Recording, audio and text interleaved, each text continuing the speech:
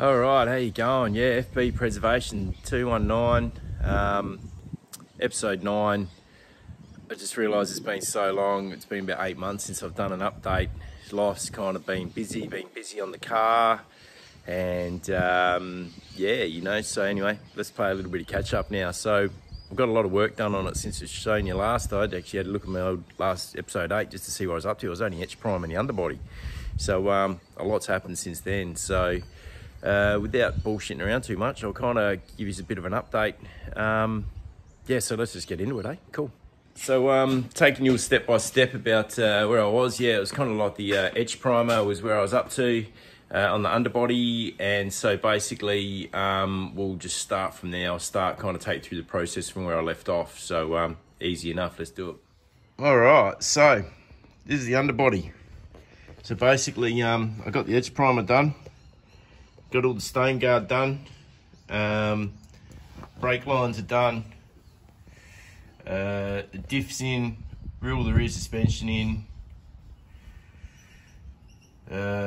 fuel tank's in, all the front end's on. Yeah, it's all looking pretty sweet. It's all looking pretty good, pretty solid. A lot of work's gone into it. Yeah, we'll break it down a little bit further for you now. All right, so yeah, what do we got? We got seam sealer, the stain guard, nice finish. Little bits of seam sealer that I've put on around the place. As you can see up here, it's some more seam sealer there. I put over well pad. I didn't even need to do that. I don't know why I did it. Kind of makes it look a little bit rough, but didn't need to do it. I did it, but anyway, live and learn again. So as you can see there, the brake lines, got all them in there, nice and tight. A lot of work went into all of this, and basically, yeah, it's the brake lines there, going up to the diff center. Yeah, got a new diff banjo put in there. Cheap shockies, I can replace them out later if they go. So yeah, everything's all nice and new underneath, and it's all good. Pretty decent kind of finish. It's amazing, the GMH black. Yeah, so pretty happy with that. So then there's the brake lines, and we'll work our way through to the front end. So yeah, everything's all kind of turned out really sweet.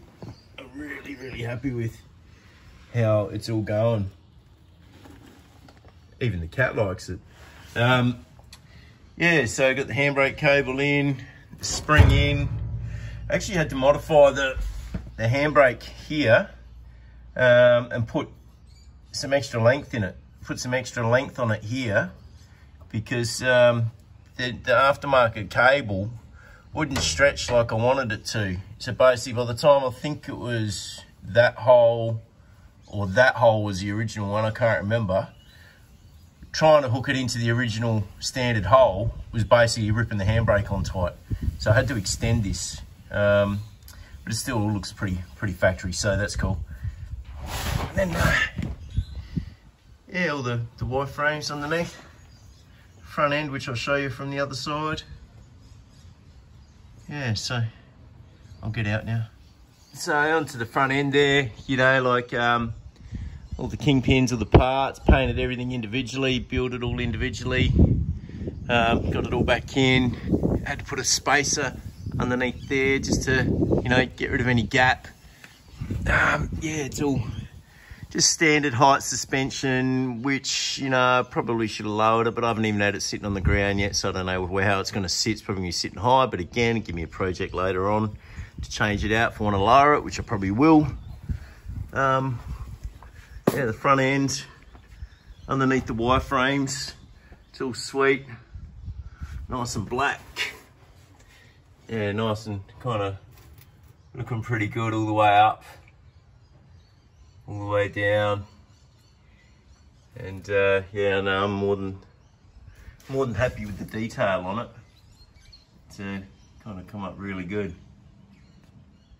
So yeah, last time you seen it was on the rotisserie, so I've got all the Y-frames on, obviously, otherwise I wouldn't be able to build it to the state that's in.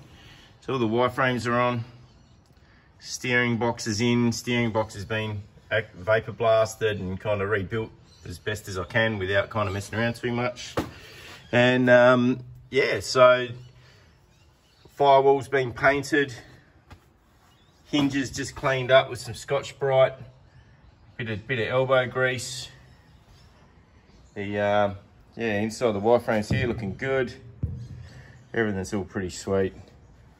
So yeah, the detail on it all is pretty neat. I like it. To the frames and the radiator supports, things like that. She's looking good. So also I've obviously done the same job with the inside floor. So this was all, last time I spoke to you on YouTube, I was about to do the floor inside.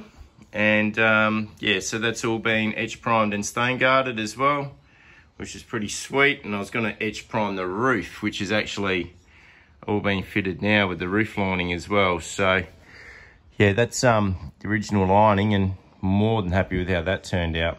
I'll break that down for you in a minute.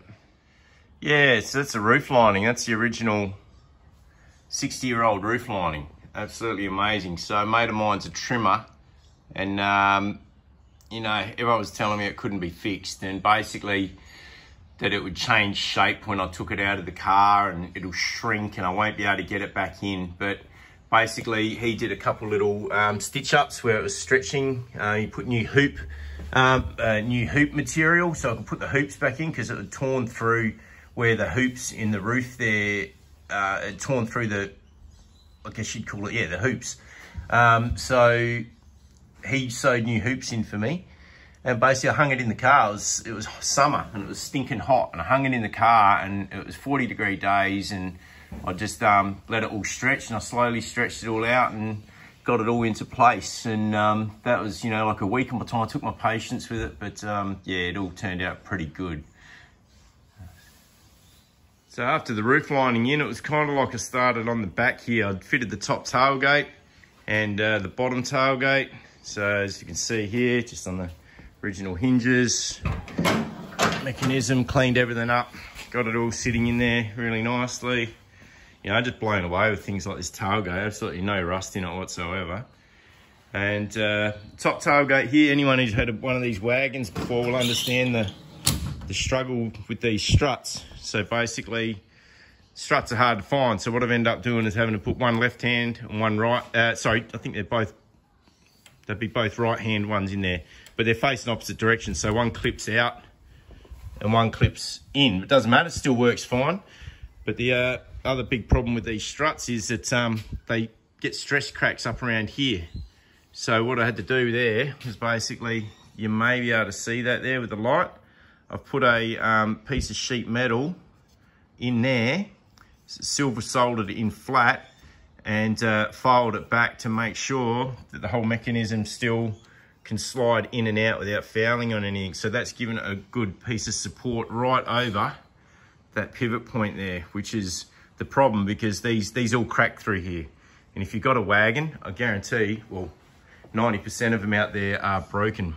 So I had to do the same there, which that was a good little fix.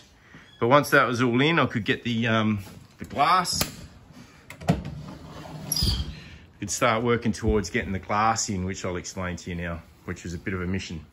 Righto, so as for the glass, yeah, we started off with this back one. Met an old school glass windscreen installer here in Adelaide. He only does classics. He came out to my house, very lucky to have met him, because a lot of people won't do it. Started off with his back one. This popped straight in, being straight. It was very easy. I used all the Rare Spares rubbers. They actually, you know what, the Rare Spares rubbers were pretty good. I was surprised with kind of how decent they were, to be honest. Thought they were going to be shit house, but it surprised me. Onto the side ones here. You know, like these are the original glass. They did a little bit hard to install, but you know, things like this, you know, like you can't really see it on the camera here, but you know, there is some small little gaps here and stuff, but you just fill it all up with this elastic, and to be honest, it's probably how it came from the factory 60 years ago anyway. So that's turned out pretty sweet. You know, and as you can see, some gaps here. But all in all, it did fit up pretty well. And so here's the same here on this side. And yeah, she's a pretty sweet little job from the inside end out. So yeah, she's pretty good, the old glass. I'm very happy with that actually, how the glass has turned out. That's the rear glass. I'll show you the front now. Bloody hell, cat! I'm trying to film the fucking windscreen.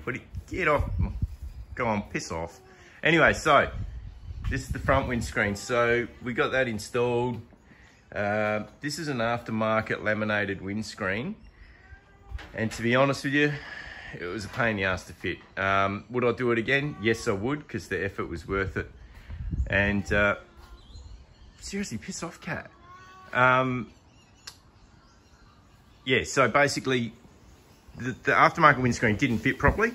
So what happened was here, and like this kind of like angle here, the whole windscreen was kind of, the wings of it were pushed out like this, probably about 1/2 inch, 3/4 of an inch overall. It was wider than the car.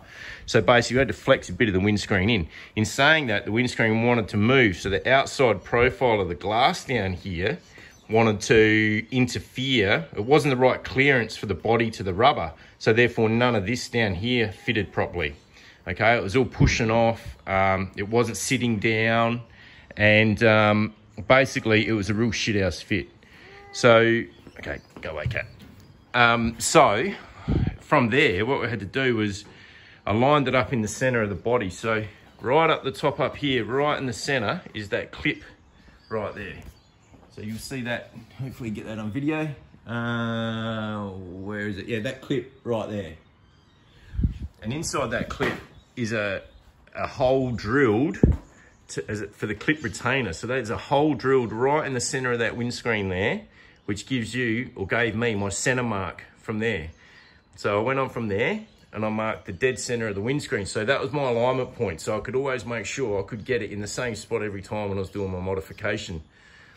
So basically I had a datum point, so I could always know where the center of the windscreen was against the body of the car.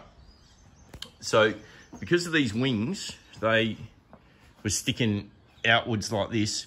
When we went to push them in, as I already mentioned, they didn't line up. Nothing lined up. So the only way to fix this windscreen was to cut it down. And that was a lot of work. So I'll explain. So individually, each time, I put this windscreen in and out about 15 times, not with the rubber, but just kind of like got an old piece of rubber to kind of set some gaps and things like that. So I sat it on and off about 15 times. And a bit of texture mark along the edge of the glass there where I could see it was interfering. Then we got the old 60 grip flapper wheel on the grinder, and a bucket of water and a wet rag, kept it all nice and clean, and I just ground the side of the windscreen down the profile. Slowly, took like 1/2 mil off at a time. Some places had to take about 4 mil off the edge of the glass. It was massive, but got it done. And that's essentially how they do it in the shops too, but with a bit more modern machines. So yeah, 60 grit on the sander, on the grinder, and wet rag, bucket of water, and I've got the profile of the glass right down where it's all, when we sit it in, we fit it, it's all sitting beautifully enough. A bit pissed off with myself using shitty screws there, but anyways, it's done now and I'm not gonna go backwards on it. So yeah, the windscreen went in beautifully, but windscreen installer, first day he had to leave. He wanted to install it the way it was. I wasn't happy with it, told him to leave and I'll sort it out. And then he came back a week later and we refitted it and it went in perfectly. So these laminated windscreens, basically, if you're gonna get one, they're a good windscreen, toughened glass, all that kind of stuff, but they're not gonna fit properly, right? So don't expect to get a laminated windscreen and have someone come and install it, all right? So you need to be able to be prepared to do the work, same as what I did, fit it to the way, get the profile right to the way you're happy with, and then fit it, all right? So there's a bit of brain work goes into it, and patience and time. So other than that, yeah, no, very, very good result with the windscreen, very happy with that. So yeah, after the glass went in, I went around and finished off the back end here. Found the old bumper bar. That needed a little bit of TLC because it was a little bit twisted. Found the old, dug up the old tail light lenses. You know, some windscreen mastic in between here because that doesn't seal. And basically you got to seal them off. So yeah, got the old tail lights in and the back bumper bar on. And she's looking really, really sweet. I'm really happy with how that back end's looking. It looks fucking great. So yeah, the back end's looking good anyway, so happy with that. So then with the wireframes on, I started buttoning up everything else. So got the guards on, bonnet, bumper bar is actually an EK bumper bar, but my FB bumper bar was that far twisted where because it had a smack in the front end. Had a smack in the front end over this side here, and it did something funky to the bumper bar. So I ended up having another wreck, and I got the EK bumper bar off that, and you know, we all know that's EK, but it's going to get me on the road now, and I didn't spend a lot of time on it, so I managed to just get that bolted on. So the old bonnet bar, how sweet's that bonnet bar, eh? Not a bad one at all, but the dickhead me, as I was so excited fitting it, I bloody dropped it. I dropped my bonnet bar, look at that little dent there. Crying about that, mate, absolutely crying about that. It was perfect too, and as I was just here fitting it, I bloody dropped it, dunk, right in the corner. I could have punched myself in the face, I tell you. Anyway, so yeah, all the indicators, everything's just been cleaned up with some steel wool and a bit of truck wash, you know, so it's all come up pretty good. Grill, indicators, headlight surrounds, a couple of tricky little bits just to find inside here, but managed to get hold of them. And yeah, so the guards are on, and I had to do a repair over here, just the typical FBEK repair on the lower half of the guard. It's not too bad. I'll get a bit of maybe some bulb or something to smooth that over, colour match it at some point. But for now, I'm just pushing on with getting the rest of the car done. So then I went around and fitted the inner door rubbers. Did that on all 4 doors. And I just got to a point where I'm starting to put the 2 back doors on. But working on my own, it's proven very difficult to get the alignment of the doors right. So I might just rethink how I'm doing that, because this one here I haven't got too bad, for example. It's not too bad. But this one over here, I kind of got the gaps looking good, but she's not wanting to close. So I don't know whether it's the rubber or the way I've got it set up, but she's not wanting to close there. So I'm gonna need to call on a mate who's a panel beater, put on a barbecue and some beers when I've got all the doors ready, and just get him around. We'll spend the afternoon lining stuff up. So yeah, people say you should work from the back to the front, put the guards and that on last. But everything for the guards for me was that far fixed, it wasn't funny. There's absolutely no movement in the guards this way when it came to what I had to do. And looking at all other cars, everything all lines up off the front gap here, from there to there. And I've got an even gap here all the way down. Yeah, so it's kind of like one of those things. These old cars, I'll make it work. Yeah, I'll make it work. See there, to the front of that gap there. A nice even gap all the way down. So I'll get it. It's just a matter of being a little bit particular about how it's done. God damn, this bloody cat, man. So then the floorboards, or the deck in the back, was absolutely toasted. It was ruined. It was all separated, 60 years old. That's something that needed replacing. So I went and got some marine ply. Got all the old rails here done. So this is a bit of a shout out to anyone who might be watching. Oh, you're not the star of this video, mate. Get out. To anyone who might be watching, I need one of the longer. I'm down one of these rails, okay?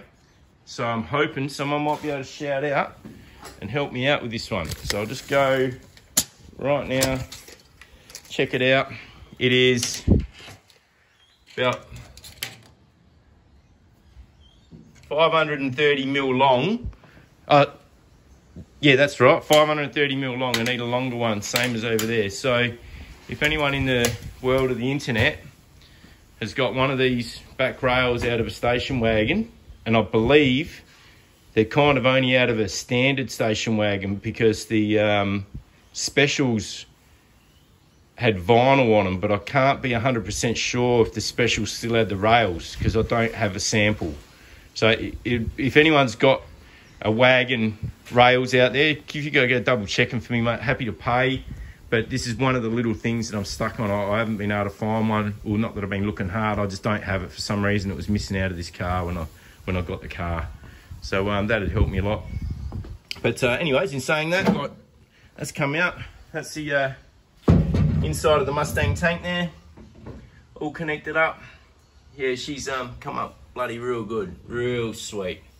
So yeah, like the Mustang tank's an absolute killer.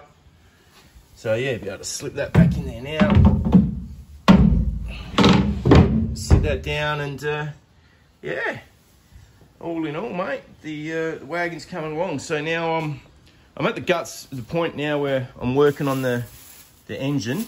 I've got all this here, and I'm gonna do some separate grey motor build videos, because there's no one on the internet that's really done a full top to bottom grey motor build. There's people that have done it, shown the results at the end, startups and stuff like that, but I'm gonna take the time and do a full grey motor build of how I'm building it and the story behind that. So all right, no worries, we'll do that. So all right, so yeah, cool, man, thanks for watching. Really sorry about the big delay in the posting of and updates and stuff like that, but as how it goes, you know, life. But we'll get on with it, and we'll get the job done. Oh, check out that ass, nice ass, I like that. Yeah, all right, see you later.